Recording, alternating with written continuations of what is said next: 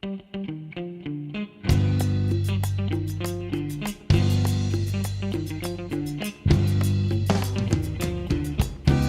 calor, qué caliente, se vive en tierra caliente.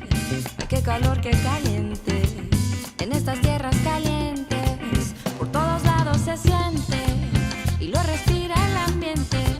Por estas calles ardientes, ya sabes cómo te irá. Hi, I'm Carra Martinez. I'm the director of Live in America.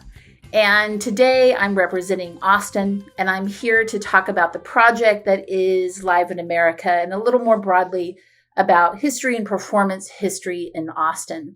This talk is a little unusual for a number of reasons, because Live in America has never happened before. It will take place for the first time in June of 2022. It was delayed by COVID. I don't even know what year it is. But in June of 2022, it will take place at the Momentary, which is a satellite campus of Crystal Bridges Museum of American Art. So in some ways, this conversation is about like deep wishes and dreams. In talking with Jake about how to shape this conversation, we decided to go kind of a different route. I'm going to ground this conversation deeply in history. I'm going to look at some genealogies and methodologies of performance in Austin. In particular, I'm going to give you first an overview of Live in America so that you kind of have a macro level understanding of this term and what it means as I dig into other topics. The next topic I'm going to dig into is Austin's history, and I'm going to kick it back all the way to 1830 to do that. 1838. But we're going to go back, way back. In part 3, I want to talk a lot about what happened with live performance in warehouse theaters in Austin in the early 2000s.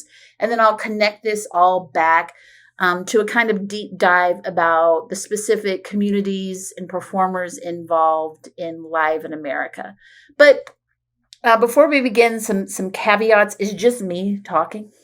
So you're going to notice like different days of filming because I get tired of talking so much to no one but a green light. Then I'm going to like film it and send this away to a technology wizard who is going to do technology to it. And it'll come to you then with sequences of action and film and delight that are more entertaining than me just talking. So you're going to see those kinds of breaks and switches in what's happening. And I'm just like scrolling and trying to figure out where we are in this conversation. But to begin, let's start with an overview of Live in America. So Live in America is housed at another festival called Fusebox Festival.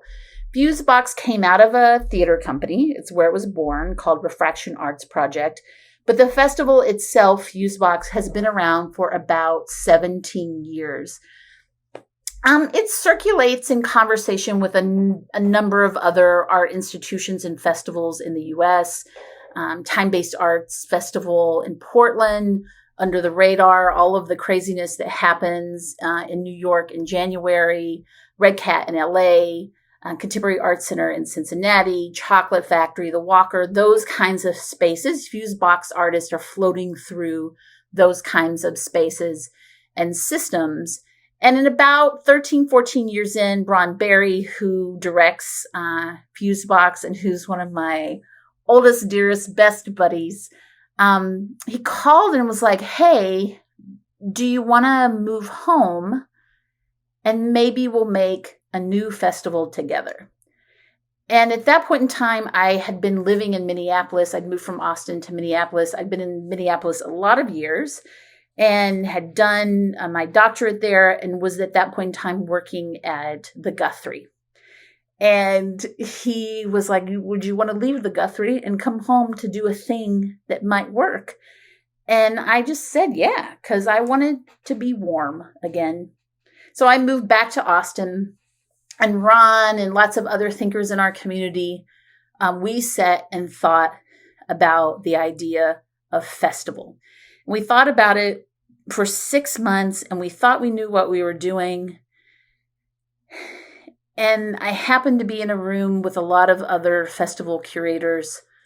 I looked around and I just realized that what I thought or what we'd been doing was simply going to reshape but present the same system that already existed within festival programming and curation, and that we needed to scrap everything we'd done and start over. So we started over by asking bunches of questions, and I'm just going to read a bunch of questions to you, and these are kind of what we were playing with as we tried to rethink Live in America. What are the boundaries of America, and what do we learn by rethinking them? How do we call attention to live performance in overlooked and under-resourced communities? So really any place that's not New York or LA. How do we dialogue with and promote arts leaders as the community defines arts leaders from these places? What actions do we need to take to create truly multivocal programmatic leadership? Who is missing from all these conversations? How do we include them? Can we reinvent our own producing technologies to better serve the hyper-local needs of individual communities and individuals within those communities? Not necessarily only pulling from orgs and institutions that already exist, but from individual community members. Sometimes when we go fast, we don't think like we should. So how do we slow down? How do we take better care of others? How do we host communities more effectively in ways that read to them? How do we welcome folks more warmly? And I think unabashedly, there is an affective drive in Live in America. So how do we always actively listen? There's my dog, with open minds and bigger hearts. And that's where we started, with that series of questions, and we would come up with ideas and scrap them and come up with ideas and scrap them.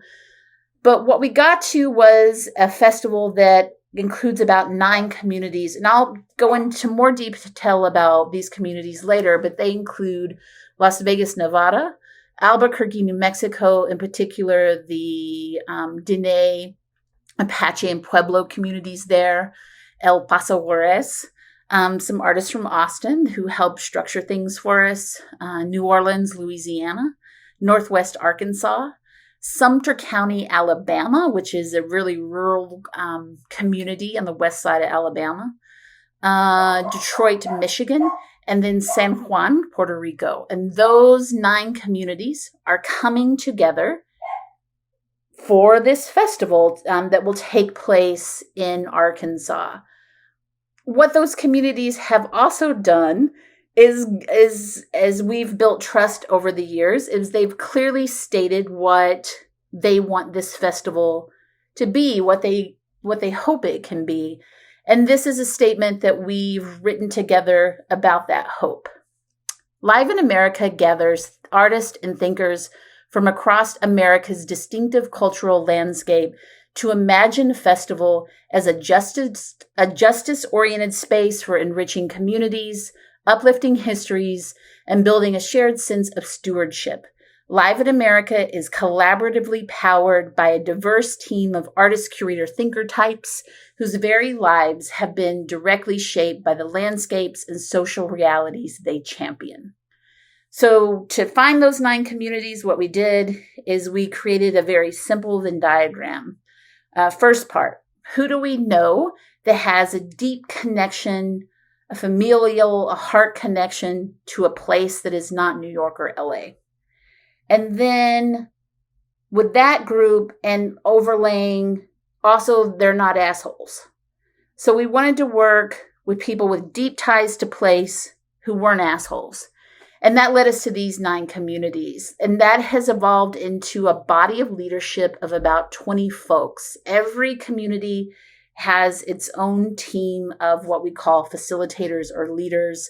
We don't use the word curator because it has, for some of these communities, such a deep colonizing history. So we use the word facilitate. Every community selected for itself the number of facilitators it wanted. It selected how it wanted to define live performance. It chose its own programming. It chose all the artists involved. It sets its own budget. It determines its own artist pay. It writes its own contextual material, selects its own images. So each community is working within its own practice and then bringing that practice to the festival. At the festival, COVID scrambles this, but at the festival, there should be between 250 to 300 artists, most of which are contracted as individuals. About 85% of those will be people of color. Majority identify as women, largely queer. So it's a rather inclusive space, and we're working hard every day to think about whether it's also equitable. For me, thinking about space being equitable and inclusive has to do a lot with understanding historical flows of power within systems and history and places. And so I'm going to kick us. This is where I kick us way, way back to, 1838. When you're young and in Austin, you can unthinkingly, even as a Latina, unthinkingly consume it as this progressive haven because so much of the things around you are not. And in some ways, you abdicate your own responsibility to history and community when you accept like, oh, but we're in Austin, it's great. When I was working on my dissertation, I spent a lot of time studying Texas history, and I think that study allowed me to understand why I always felt a little uncomfortable or a lot uncomfortable about making work in Austin. Why I couldn't question and didn't question who was in certain rooms, what were the power systems that I was inheriting and then recapitulating on top of others. And oddly enough, a study of Texas history and thinking about placing that history on Austin helped me understand the problematics of what it means to be an artist in the 21st century. So, Texas is a big place. Texas is home initially to about 20 different native nations, but then with tribes within those nations. So tens and tens of thousands of people. Austin sits on the land that belongs to primarily the Comanche and Tonkawa. The Central Texas in general wasn't colonized in the way other sort of the edges of Texas were. In the south of Texas, so think San Antonio and below, first you had colonization by Spain and then by Mexico. Along the coast and up into East Texas, there was Spain moved through there as well, but the French were there. And then just as agriculture really takes off in the south, a wave of white folks come in to the eastern and coastal part of Texas. And their dream is to set up a nation in Texas, and importantly, a nation that is based in agriculture, slave-based agriculture. So the Republic of Texas is founded in 1838, and it has this problem in that it's situated in Houston. So it's like on the coast. It can't get into the rest of Texas yet to expand its vision of how to grow a young nation. In 1839, the second president of the Republic of Texas, and his name, I don't know, I think it's Marabou is how you'd say it in East Texas, but it could be Marabou. But Marabou B. Lamar moves the capital of the Republic of Texas to Austin.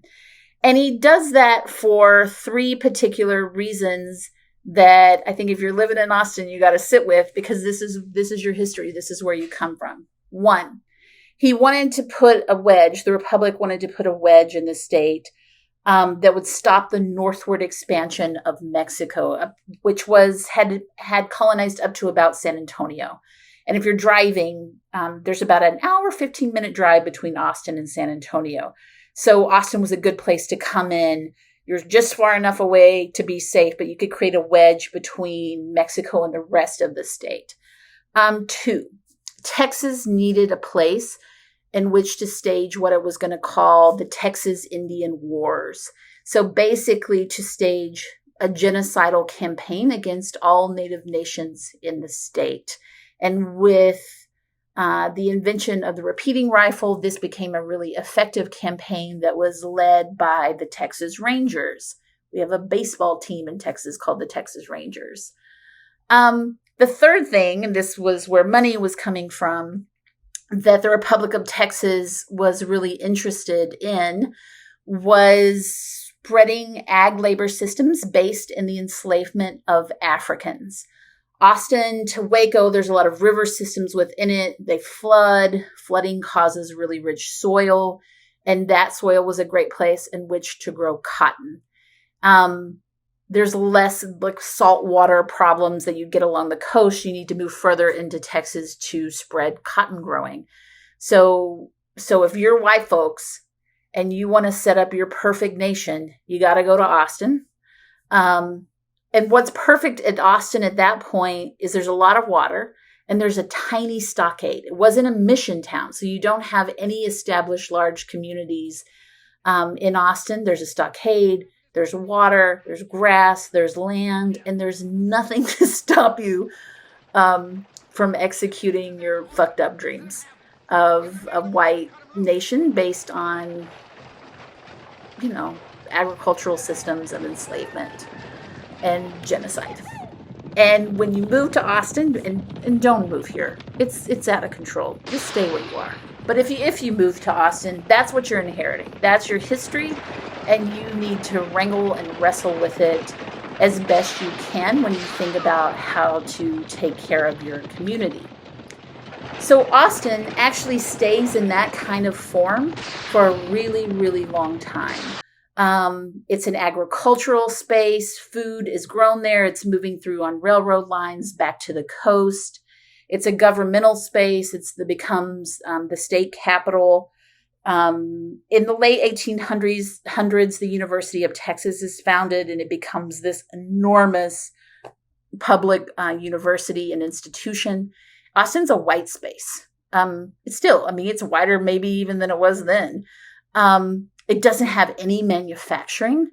It is this weird utopia of Southern white potentiality, and it just lives that way for a very long time. There's emancipation that comes through on Juneteenth, and then you have a series of freedmen communities in Austin, about 5 of them. The largest is in East Austin, and that's a thriving Black community for many, many years. Mexicans are brought into Austin to help with agricultural processes. Initially, they live in where now City Hall sits, but in sort of the south part of downtown in an area called Mexican Town. So just naming things what they are. But eventually as that land becomes more valuable, Mexicans get pushed into East Austin with the Black community. And so you have a segregated city with a lot of complex history. And in the 70s and 80s, suddenly a couple of industries begin to pop in Austin. Austin City Limits is established as a music program on PBS in the 70s. And then that gives rise to what is now just an enormous monster festival, South by Southwest. But South by Southwest begins in 87, and it's pretty small music festival at that point in time. Also in the 80s, Michael Dell, in his dorm room at the University of Texas, launches Dell Computers. So music, art, a facade of liberal progressiveness, all that is like starting to really bloom and mix in the 80s and 90s. And by The early 21st century, there's a lot of technology. There's a festival every other week in Austin. There's this feeling of, but we're in Austin, so everything else around us is red. So what we're doing must be correct. We're good liberals. And in that environment, suddenly live performance begins to take off. Es bastante profuso, te quedas algo confuso, así se siente el abuso de este cálido intruso. Dijo mi quiero no quiera, la abuela fuera. In a sec, I am gonna hit play on a series of images and videos. They're in general labeled with websites where you can find them. They're primarily images and videos from the Rude Mechs, from Refraction Arts Project, Rubber Rep, and Fusebox. The purpose is not to parse them, but to get a look and a feel of the tone and work that was happening in Austin, especially in the early 2000s. I offer these up because and even just going over this work recently, they teach me a lot about the spirit of community with which we were working at that point in time. And I think that spirit very much informs Live in America. And also, this is very evident, it also teaches you a lot about who is not involved in those conversations. So all of this will be evident as you're watching. Before we shift to these, some of you might know Yoga with Adrian. Welcome to Yoga with Adrian. I'm Adrian. This is Sweet Benji. If you'll just watch, there's just a plethora of Adrian Mishler Easter eggs in some of these images. So we're hitting play. We hit play, I think. Who knows, Wizard? It is the early 2000s in Austin, Texas. At that point in time, you have a bunch of theater companies making work, experimental work, and they have spaces. So you have the Rude Mechs, and they had kind of everyone's home space. Our beloved, the Off Center, is gone now. You had Refraction Arts Project, which becomes Fusebox Festival, and we had the Blue Theater. It is gone now. Salvage VanGuard was around. They had a big warehouse. They're still around. They had a big warehouse then, but the warehouse is gone. Rubber Rep was here, and they kind of still come and go from Austin. When you talk with people who live in Austin and who like new work and Austin work, Rubber Rep is the thing we all want to talk about. Physical Plant Theater, Katie Pearl and Lisa D'Amour were around and in town. The playwrights C. Denby Swanson, Dan Dietz, Daniel Alexander Jones was around, Jennifer Haley. These folks, some of them are still in town, some of them are all over the U.S. We're not any of us making work at the rate that we were back then, and for those of us who are still here, and to no extent it's because all of our spaces are gone.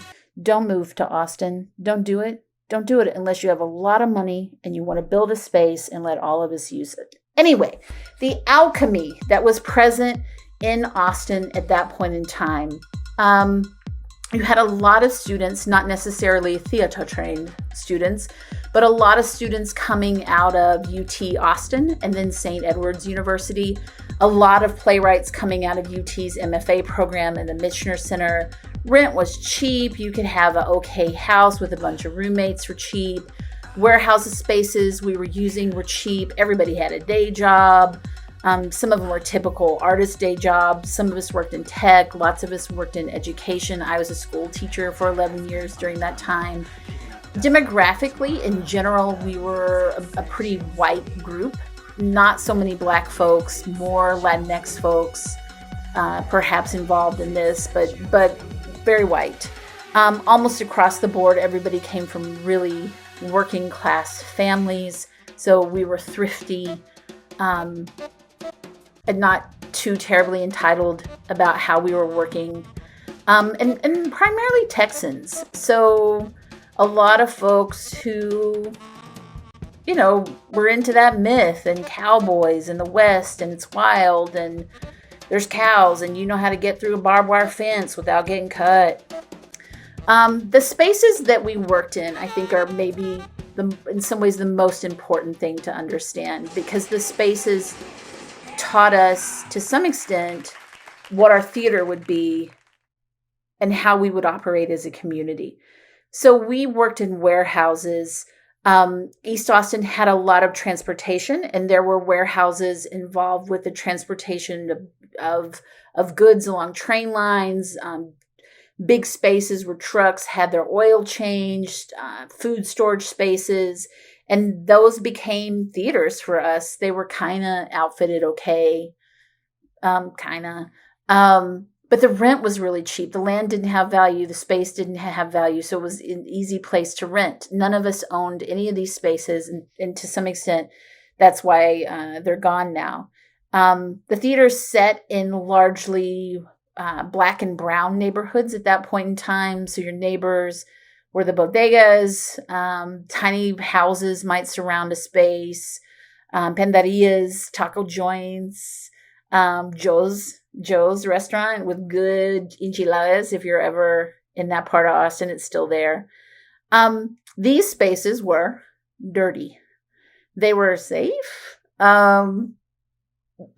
were just shitty old warehouses, y'all. And they came with all the problems of shitty old warehouses. You'd have possums in them. There's chickens in them. For sure there were rats. There were rats. In the Blue Theater, there was this place where you could like push the wall and the whole thing would move. If it rained, they leaked. So you had to know where your costumes were because they would get wet if you weren't careful. There was air conditioning. You didn't want to rely on it when it actually got hot in the summer. There wasn't so much heat. So for the 2 weeks it's cold in Texas, you didn't want to be doing a show. Everybody kind of worked on everything. If you're a performer, you still were loading and set. You were helping build. You were helping strike. You needed to know where your props were. You took care of your own costumes. You did your hair. Probably you came in. You're going to clean the toilet. You're going to get ready in that same toilet and then get everything out because that's the toilet the audience is going to use. I would call in general the aesthetic of these spaces like concrete floor junkyard adjacent. There was just some straight up junkyard surrounding all of these places. And those conditions of space necessitated how the work was shaped because the work had to be in conversation with a really particular environment. And in that way, making work in these spaces, we called them a black box, but it was just as akin to making site-specific theater, even if we painted the insides black.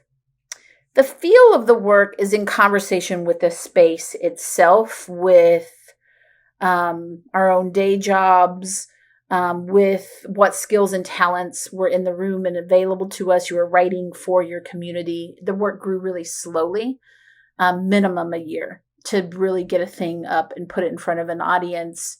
But probably you were putting up different iterations more than once. In the case of a play like Method Gun, you've got I think it was 8 years before that text and performance were set. So lots of years to make work.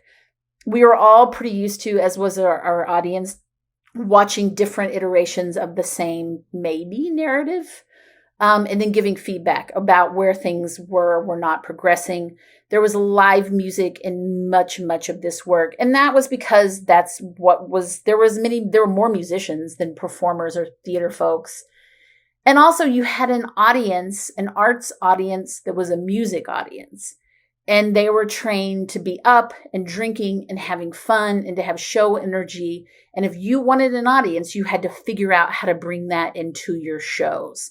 It's hard to do a very quiet, still show in Austin. So there was a lot of that hyped concert energy, a lot of direct address. Nothing was linear. It was all collaged. 1 to 8 writers on any given show. You could count on an abstracted movement sequence. Risks were really high, physical risk. We were all playing on concrete. We didn't pull punches. If you slapped someone, you just slapped them. Lots of narrative risk and structural risk because we knew the thing that we were making. Maybe we didn't ask great questions about whether the audience could know what we knew. So audience would oftentimes probably have no fucking clue what was going on. We made a lot of demands of our audience. We demanded that they sit in weird nooks and crannies and not necessarily in a proscenium seat. We demanded their performance and participation, like some hardcore participation. Things now that I'm like, I don't think we could do that anymore. We demanded their patience. You had to, I think I understood the dramaturgical structure of these shows before I really understood Aristotelian drama. And I think part of what was happening with audiences, they had to be game for being lost inside a narrative structure.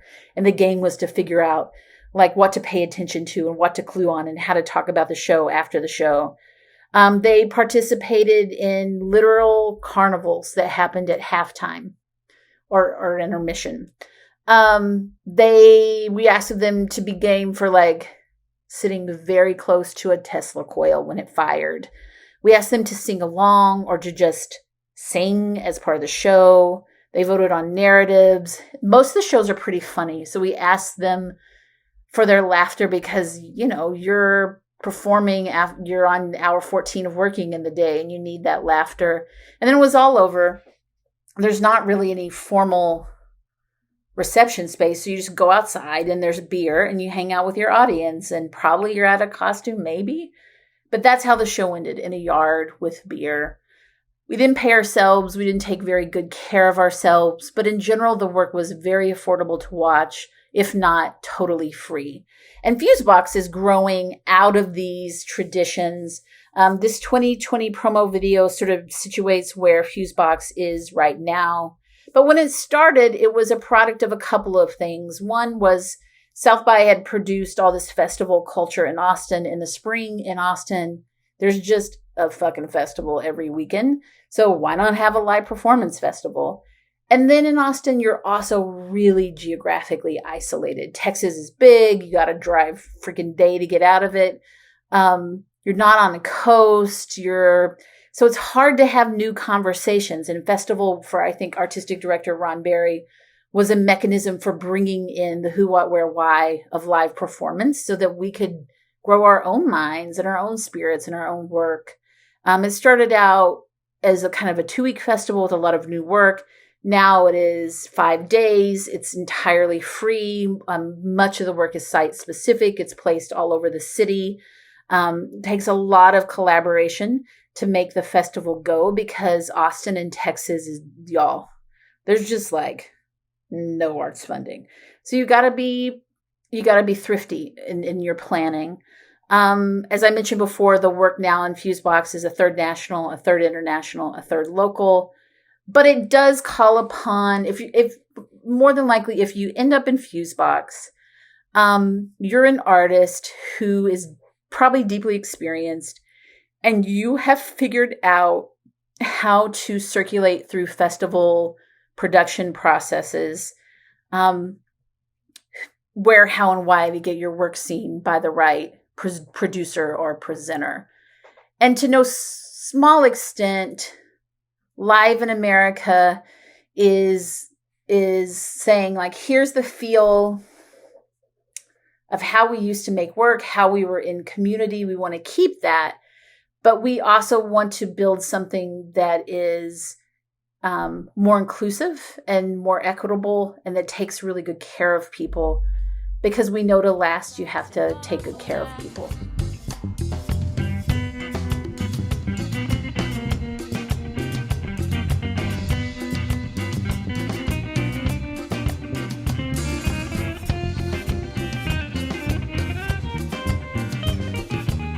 All right.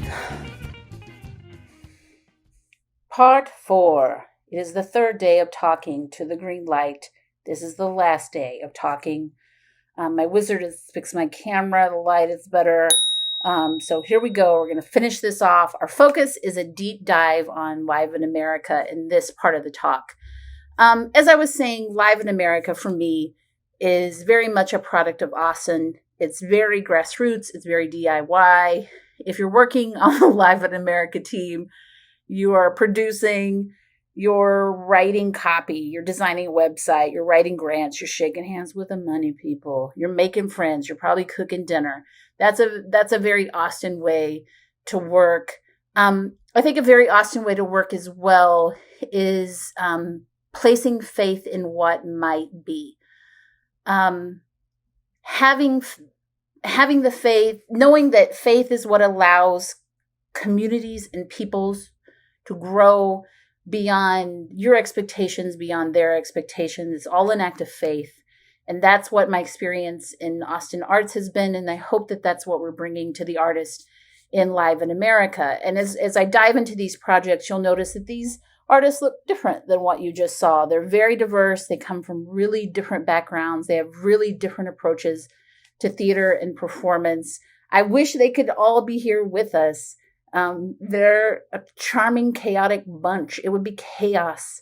But they work. They have day jobs. They're with their kids. They're with their families. And so you're just getting me in this conversation.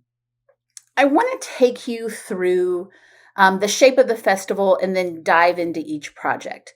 So the design of the festival has been determined by the Live in America team, by the folks at the Momentary, and then by a local team of artists in Northwest Arkansas that we've been working with for 4 years, Danny, Octavio, and Amber. And what we chose was a 2-week format that kind of goes slow. There are 1 to 2 events a day. We felt like that would allow folks, they're at work. It gives them time to get off, change, grab dinner, come see a show. It lets them have time to think and consider what they saw the night before. There's processing time in that schedule. So there are about 1 or 2 events a day. And then most of the time, there's also a late night program that runs from, 10 p.m.-ish and finishes at a respectable midnight. The late night programming has been shaped by local Northwest Arkansas artists as well as artists in the festival. And the question kind of was put to them by the late night team of, how do you like to hang out and relax? And so that's how late night will work. It will have bingo, which I'm like super into bingo and ready for. It'll have dominoes. We'll play cards. We'll watch movies. There'll be dancing, karaoke, popcorn, hot dogs. Hot dogs have been crazy requested, so we're having hot dogs. Games, races, and it'll be a nice, fun, low-stakes way, non-pretentious to end the nights. The larger pieces of programming have a tonal quality that is set by each individual community. Those communities, the facilitator team, the producers on this project have self-selected how they define what theater and performance is in their communities. It is not lost on me as a theater person, a person who likes contemporary performance. It's not lost on me that nobody chose those 2 modes of making work, that those weren't what was running through their communities already. None of this programming is new, but it is taking new shapes, or it has new containers in order for it to live outside of its community. And what they're presenting is radically different from one another. We don't have documentation of this work. Folks always like, show me your documentation. And I always feel like, man, documentation is always a mark of financing and privilege. These folks don't have the budgets to document what they're doing.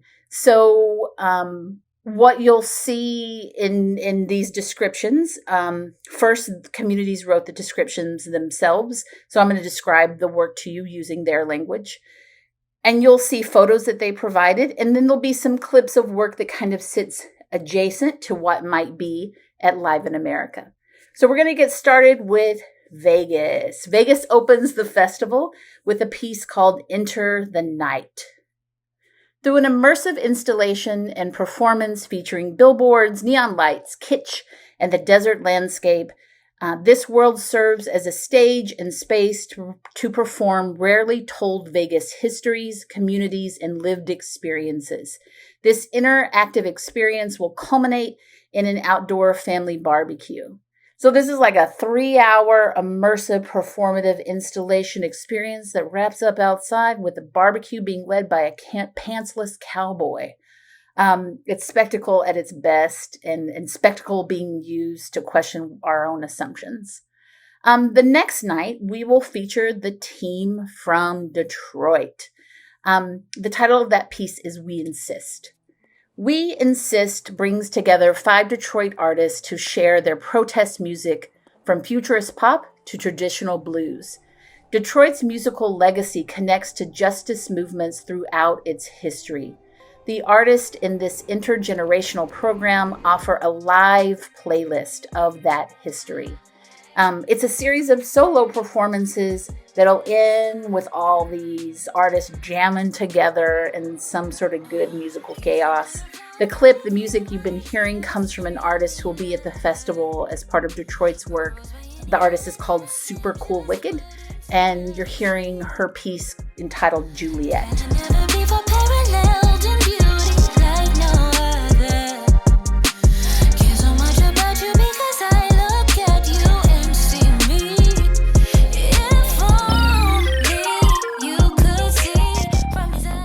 Next up, we have NOLA, New Orleans.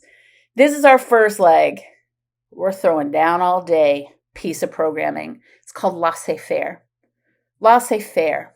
Over the course of one day, 40 folklorists, musicians, movers, baby dolls, culture bearers, and bounce artists share the art of their New Orleans neighborhoods as their cultural practices shift from morning rituals to afternoon gatherings to late night celebrations. These are neighborhood performances. They're not built. They don't care about tourists.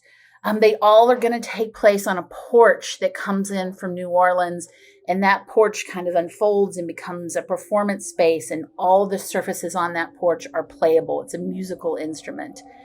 The video clip that you're seeing is you will see is not exactly what will happen that day, but it's adjacent to it. It comes to us from Airlift, who have a project called Music Box Village, and this porch that you're seeing is in Music Box Village. This particular porch is being played in City Park.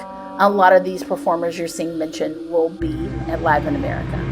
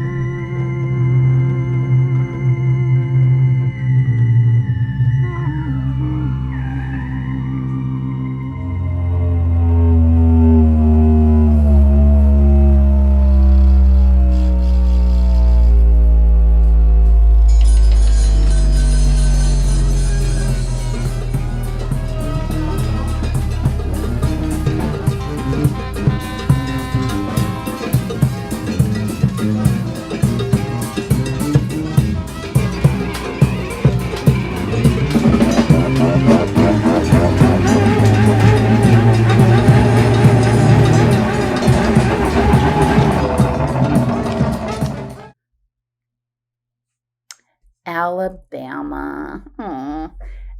In Homecoming is the title of the Alabama piece. Alabamians from near and far gather to share stories, songs, and rituals about leaving and returning home. Inspired by Alabama Day, an annual roaming reunion founded in Sumter County, Homecoming collects and shares personal, family, and collective stories about migrations, large and small. The same day as Alabama Day will be the first time the Northwest Arkansas team shows their piece. So Northwest Arkansas, This piece is entitled More Like a Hot Pot, Less Like a Salad. More Like a Hot Pot, Less Like a Salad is a collage of sound and movement from the edges of the Ozarks.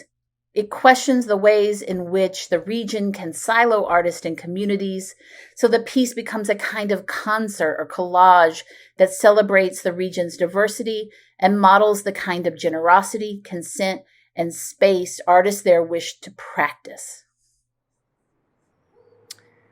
To start the second week of the festival, we'll have our team coming in from El Paso, Juarez. Exploring the connections and separations that occur in their community, El Puente, or the Bridge, features multidisciplinary, multi-generational, multicultural performers from the Ciudad Juarez, Mexico, El Paso, Texas, U.S. border region. The project's performers draw from their personal and artistic experiences to create a dialogue between themselves, their culture, and their audience. The natural, mechanical, and human sounds of our border serves as both a background and connector for spoken word, dance, music, and performance. So this piece you're hearing is by Tereso Perfecto Contreras, who is a 23-year-old Ranchoco Fronterix vocalist. He's the trans male singer-performer that also lives within singer Amalia Mondragon. She talks about Tereso as her cousin. No vives en mí, te diré. Que no vives en mí, te diré. Que no tomo por ti, te diré. Y te diré. Que no vives en mí, te diré. Que no tomo por ti, te diré, que no lloro por ti.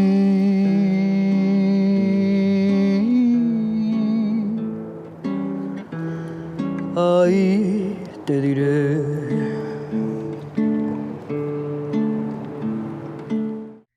Coming in from San Juan, and this is a perfect example of the barriers to documentation. Those artists face an incredible amount of fiscal barriers that are created by the U.S. government and by the hurricanes that move through San Juan. So we're going to make sure that this piece gets documented at the festival. From San Juan, a cabaret by a cohort of intergenerational queer performance artists from Puerto Rico investigating the internal and external perception of being considered a piece of land and not people. More than land, más que un territorio, captures the feelings produced by constant invasions, the unbridled resort-like use of their landscapes, Puerto Rico's debt regime, and the laws that incentivize foreign investment and displacement of locals. A cabaret. And finally, but barely finally and more towards the future, the piece that's coming in from Albuquerque. This is a piece, we say it's from Albuquerque, but it's from the Diné, Apache, and Pueblo nations in that region, and it they'll stretch through and include other nations between them and Bentonville, as well as people from other nations from all across Turtle Island. And this is called Pop-Up Powwow. Intergenerational two-spirit indigiqueer artists gather in space, time, and spirit to share and practice both traditional and contemporary expressions of new ritual, healing, and celebration. Pop-Up Powwow amplifies the powwow experience as an indigenous cultural asset by reestablishing two-spirit indigiqueer people to a respected, visible place within the community. The powwow will explore the relationship and connection between contemporary and traditional artistic expression, and it'll include the involvement of Indigenous youth, elders, and everyone in between. Everyone is welcome. There'll be a market around the powwow. It'll be a really incredible, lovely experience to close out the festival. You're seeing clips from the Lightning Boy Foundation and the performer Land O'Lakes. They're both part of the Pop-Up Powwow. But go on and take it all with you.